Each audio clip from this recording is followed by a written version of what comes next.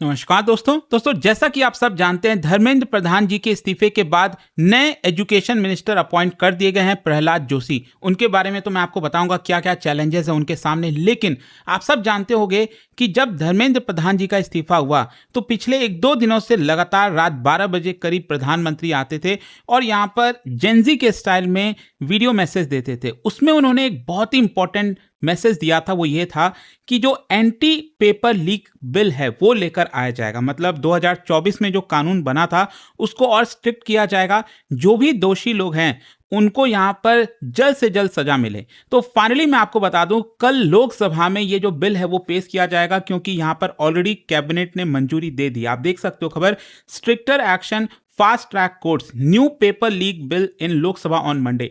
इसको डिटेल से समझेंगे कि एग्जैक्टली इसमें क्या क्या बदलाव किया जा रहा है, क्या इससे कोई बदलाव आ सकेगा, क्या एक्चुअल में हम देख सकेंगे कि भारत में जो एग्जाम्स हैं वो फेयर तरीके से हो सके। तो चलिए शुरुआत करते हैं, लेकिन उससे पहले आप सबको ये भी बता दूं, कल से हमारा नया बैच स्टडी आईक्यू पर स्टार्ट हो रहा है। एक ऐसा यूपीएससी बैच जिसके अंदर प्रीलिम से लेकर इंटरव्यू तक की पूरी तैयारी आपको मिलती है। यहाँ पर 1-to-1 mentorship, test series, revision, बहुत सारे फीचर्स हैं। अगर आपको कोई डाउट है, प्रॉब्लम है बैच को लेकर, ये फोन नंबर दिया है, इस पे कॉल करिए। लिंक कमेंट सेक्शन में दिया हुआ है, वहां से डायरेक्टली जाकर परचेस कर सकते हैं by using this code Ankit live, maximum discount के लिए। तो चलिए शुरुआत करते हैं। सबसे पहले देखते हैं कि अभी तक कानून में क्या था। ध्यान रखिएगा, जस्ट 2 साल पहले ही 2024 में सरकार ये बिल लेकर आई थी, कानून लेकर आई थी, क्योंकि उस समय भी नीट का जो पेपर है लीक हुआ था, काफी हंगामा मचा था। उसके बाद सरकार ने कहा कि देखिए हम एक बिल लेकर आ रहे हैं और इसका नाम था public examination prevention of unfair means act 2024। और उसमें कोशिश यही थी कि जो भी सेंट्रल पब्लिक एग्जामिनेशंस होते हैं वहां पर जो पेपर लीक्स हैं उसको रोका जाए, ऑर्गेनाइज्ड चीटिंग को रोका जाए, एग्जाम की इंटीग्रिटी को बचा कर रखा जाए, मेरिट बेस्ड रिक्रूटमेंट इंश्योर किया जाए। और इस बिल के अंदर जो सबसे इंपॉर्टेंट चीज लाया था सरकार ने 2 साल पहले, वो ये था कि अगर ऑर्डिनरी चीटिंग होगी तो उसमें जेल की सजा कम से कम 3 साल होगा और मैक्सिमम 5 साल, और फाइन यहां पर 10 लाख रुपए तक होगा। और जो ऑर्गेनाइज्ड पेपर लीक है, बहुत ही बड़े स्केल पर जो होता है, उसमें जेल की सजा 5 साल से 10 साल तक होगी और जो फाइन है वो 1 करोड़ रुपए होगा। और ये जो ऑफेंसेस होंगे वो कॉग्निजेबल होंगे, नॉन बेलेबल होंगे, नॉन कंपाउंडेबल होंगे। और ये जो एक्ट है उसमें कोशिश ये किया जाएगा कि जो एग्जामिनेशन का कॉस्ट है वो भी रिकवर किया जाए सर्विस प्रोवाइडर से। अच्छा, यहां पर 2024 का जो कानून था वो इनएडिक्वेट क्यों था?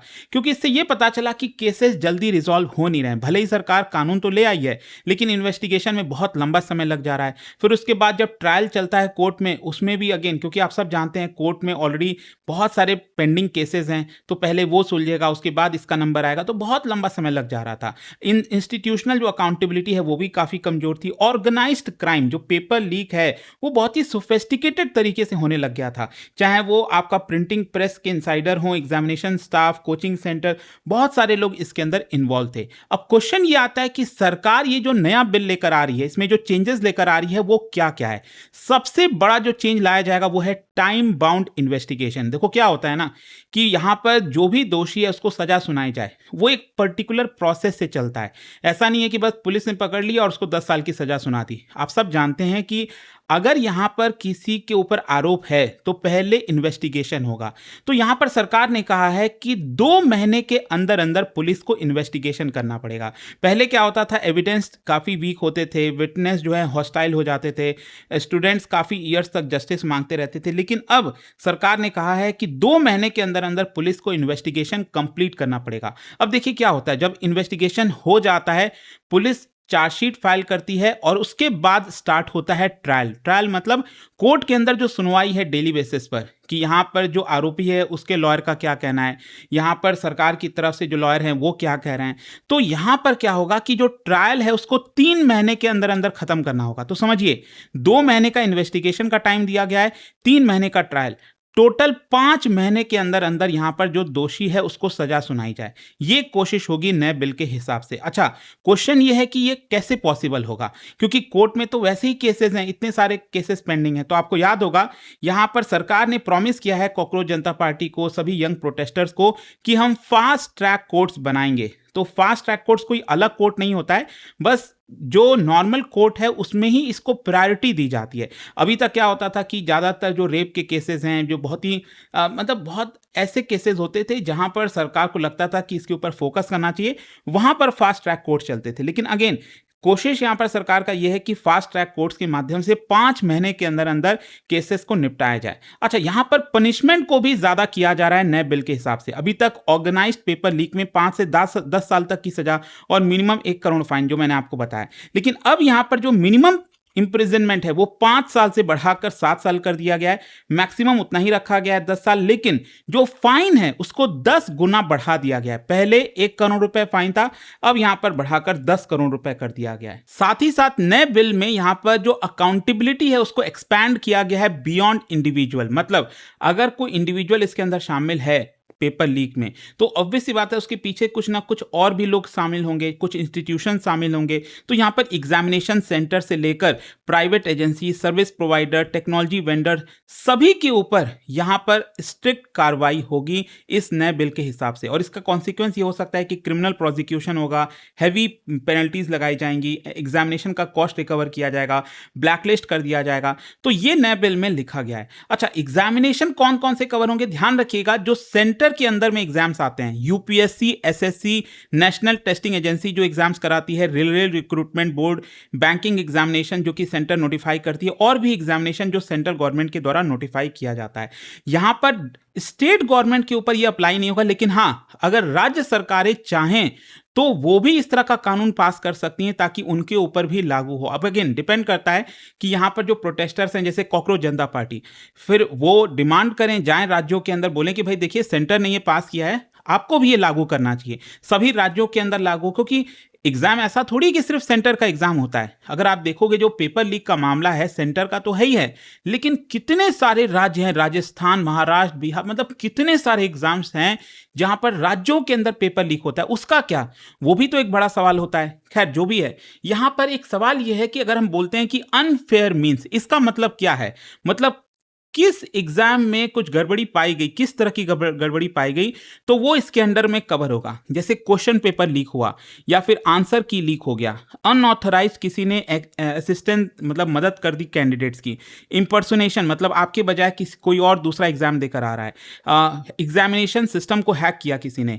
आंसर शीट को टैंपर किया, इलेक्ट्रॉनिक डिवाइसेस के थ्रू चीटिंग की, एग्जामिनेशन सॉफ्टवेयर के थ्रू मैनिपुलेशन किया, यहां पर एग्जामिनेशन सेंटर फेक जो है एग्जामिनेशन सेंटर्स क्रिएट किए गए, ऑर्गेनाइज्ड चीटिंग सिंडिकेट, ये सारी चीजें अनफेयर मीन्स के अंदर में आएंगी। लेकिन दोस्तों, क्या आपको लगता है कि ये सब कुछ इतना आसान होने वाला है? मतलब कानून तो सरकार 2 साल पहले भी लाई थी, लेकिन क्या चीटिंग यहां पर रुक गई? क्या पेपर लीक रुक गया? नहीं रुक गया?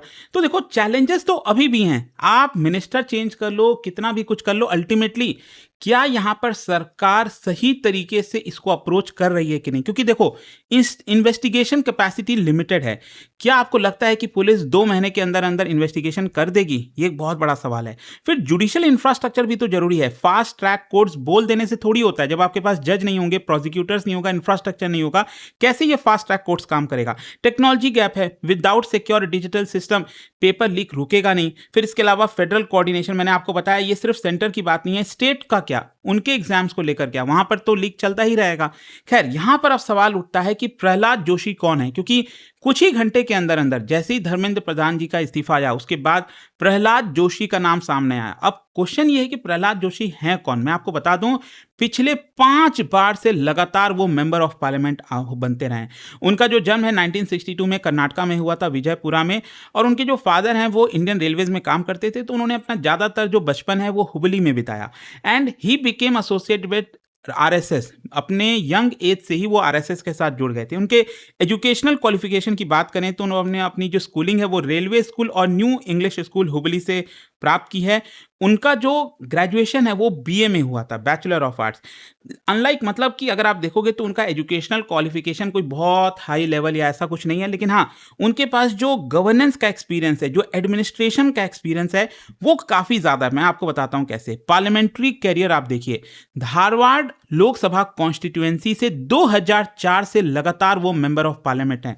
2004, 2009, 2014, 19 और 24 सभी इलेक्शन उन्होंने जीते हैं। मतलब 5 बार अगर आप किसी लोकसभा कॉन्स्टिट्यूएंसी को जीतते हो, मतलब आप समझ सकते हैं कि वहां पर लोगों का कितना भरोसा है आपके ऊपर। इनका मिनिस्ट्रियल एक्सपीरियंस मैं आपको बताता हूं। जब पहली बार कैबिनेट में ये शामिल हुए थे 2019 में, 2024 तक ये पार्लियामेंट्री अफेयर्स मिनिस्टर रहे, मिनिस्ट्री ऑफ कोल में काम किया, मिनिस्ट्री ऑफ माइंस में भी इन्होंने काम किया, और बताया जाता है बहुत सारे रिफॉर्म्स लेकर आए थे माइनिंग वगैरह से रिलेटेड। अभी करंट अगर आप देखोगे 2024 से अभी तक, अभी करंटली वो 3 मिनिस्ट्रीज को ऑलरेडी संभाल रहे हैं, जैसे consumer affairs ministry, food and public distribution, new and renewable energy. तो इसका मतलब ये हुआ कि मिनिस्ट्री ऑफ एजुकेशन उनके लिए एडिशनल चार्ज है। मतलब ऑलरेडी 3 मिनिस्ट्री उनके अंडर में थी, एक और मिनिस्ट्री अब उनके अंडर में आ गई है। मतलब वो बन गए हैं one of the senior cabinet minister में से एक, जिनके पास मल्टीपल स्ट्रैटेजिक पोर्टफोलियोज हैं। तो क्वेश्चन अब ये आता है कि as a new education minister उनके सामने क्या क्या चैलेंजेस होंगे। देखो, सबसे बड़ा चैलेंज है ट्रस्ट का, कि क्या वो यूथ में, क्या स्टूडेंट्स में वो ट्रस्ट वापस दिला पाते हैं कि नहीं। मतलब इट इज़ मतलब यहाँ पर सिर्फ क्रेडिबिलिटी का मामला नहीं है, यहाँ पर एग्जामिनेशन सही से कंडक्ट कराना।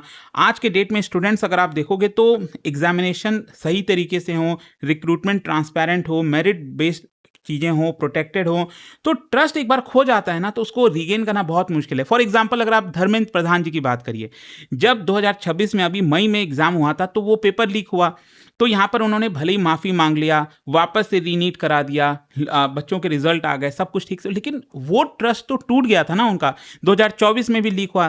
तो जब एक बार लोगों का भरोसा टूट जाता है तो आप कितना भी कुछ कर लो, उसको रीगेन करना बहुत मुश्किल है। फिर इसके अलावा नेशनल टेस्टिंग एजेंसी को रिफॉर्म लाना।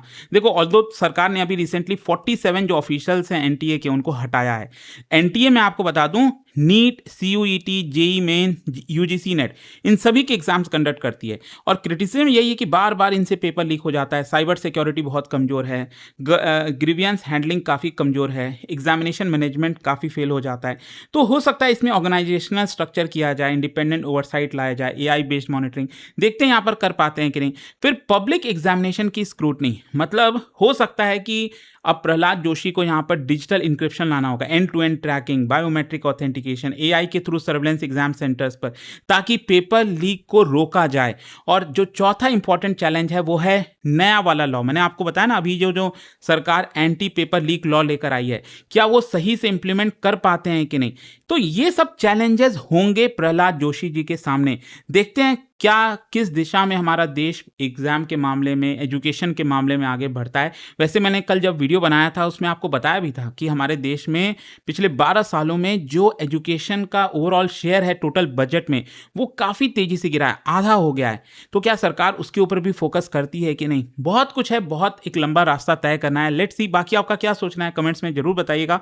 जाने से पहले एक बहुत इंटरेस्टिंग क्वेश्चन, क्या आप बता सकते हैं कि देखो क्या है ना, अभी अगर आप देखोगे तो यहाँ पर हमारा जो 7th शेड्यूल है उसमें अलग अलग सब्जेक्ट्स को डिवाइड किया गया है कि सेंट्रल लिस्ट में कौन सा आता है, स्टेट लिस्ट में कौन सा, और कॉन्करेंट लिस्ट में।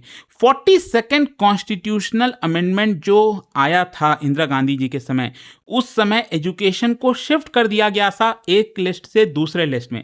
क्या बता सकते हो कौन से लिस्ट से दूसरे लिस्ट में शिफ्ट किया गया। इसका राइट आंसर आप सब जानते हैं, मेरे इंस्टाग्राम पर तो मिलेगा ही, वहां पर अगर आप नहीं हो कोई बात नहीं, टेलीग्राम से ले सकते हैं इसका सही उत्तर। और दोस्तों, जैसा मैंने आपको बताया, अगर आप यूपीएससी की तैयारी कर रहे हैं, कल से स्टडी आईक्यू पर हमारा नया यूपीएससी बैच स्टार्ट हो रहा है। किसी भी साल की आप प्रिपरेशन कर रहे हो, आप ज्वाइन कर सकते हैं। 1-to-1 mentorship, test series, revision, 18 books का पूरा सेट आपके घर पर भेजना, ये सारी चीजें आपको मिलेंगी। कोई भी अगर आपको डाउट है, प्रॉब्लम है, ये फोन नंबर दिया है, इस पर कॉल करिए, यूज करिए कोड अंकित लाइव मैक्सिमम डिस्काउंट के लिए। स्टडी आईक्यू आईएएस, आपका सिलेक्शन हमारा मिशन।